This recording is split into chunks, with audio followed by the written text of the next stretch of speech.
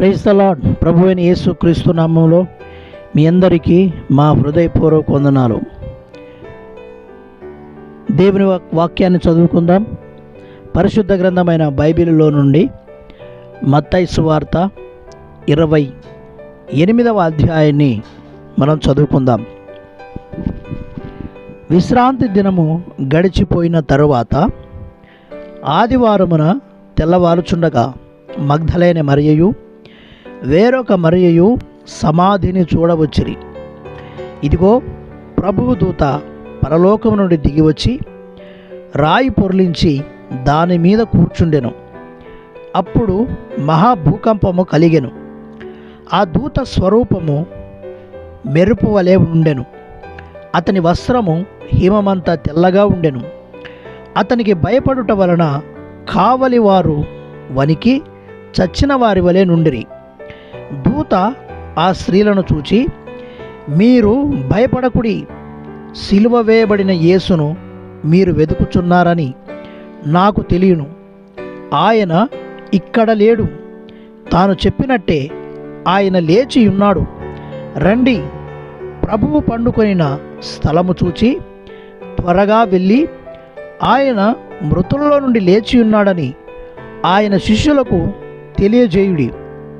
ఇదిగో, ఆయన గలిలయలోనికి మీకు ముందుగా వెళుచున్నాడు.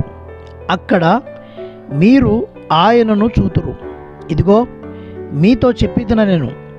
వారు భయముతోనూ మహా ఆనందముతోనూ సమాధి యొద్ద నుండి త్వరగా వెళ్ళి ఆయన శిష్యులకు ఆ వర్తమానము తెలుప పరిగెత్తుచుండగా యేసు వారిని ఎదుర్కొని మీకు శుభమని చెప్పెను.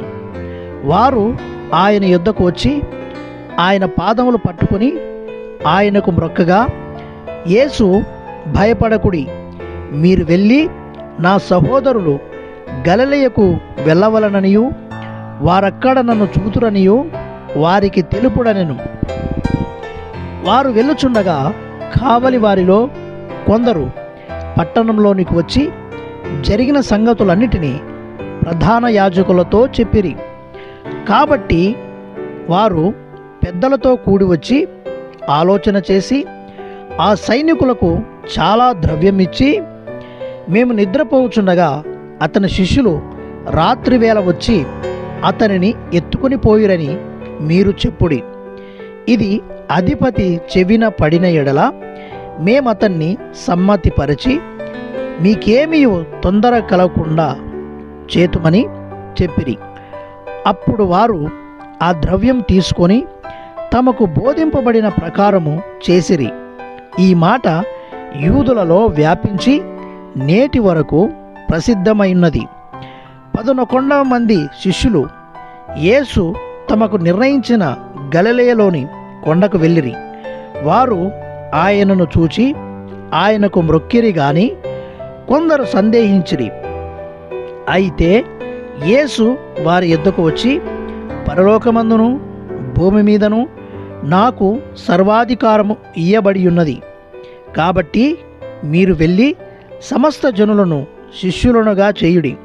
తండ్రి యొక్కయు కుమారుని యొక్కయు పరిశుద్ధాత్మ యొక్కయు నామములోనికి వారికి బాప్తిస్మమిచ్చుచు నేను మీకు ఏ ఏ సంగతులను ఆజ్ఞాపించితునో వాటినన్నిటినీ గైకొనవలనని వారికి బోధించుడి. ఇదిగో, నేను యుగ సమాప్తి వరకు సదాకాలము మీతో కూడా ఉన్నానని వారితో చెప్పెను. దేవుడు తన పరిశుద్ధ వాక్యమును దీవించునుగాక. ఆమెన్.